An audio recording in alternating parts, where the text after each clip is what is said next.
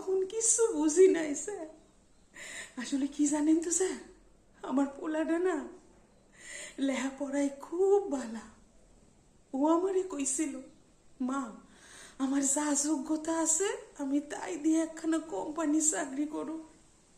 আমি মানা করছিলাম, কারণ কি জানেন স্যার, ওর বাপের না শখ ছিল আমার পোলাটা মাস্টার হইব। তাই ওর বাপের শেষ স্মৃতিটুকু ওই জমি আর আমার হাতের দুখানা বালাসোরা বিক্রি করছিলাম স্যার। অত লাখ টাকা পামু কনে? তখন তো জানতাম না স্যার আমাগো এই দিনটা দেখতে হইব। পলাটার মুখ পানে চাইতে পারতাছি না স্যার। কি করে চলবো কন নেই?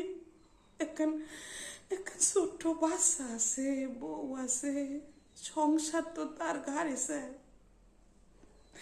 এখন বুঝতে পারতাছি স্যার, ঘুষ দেওয়া আর ঘুষ লওয়া দুটোই সমান অপরাধ স্যার।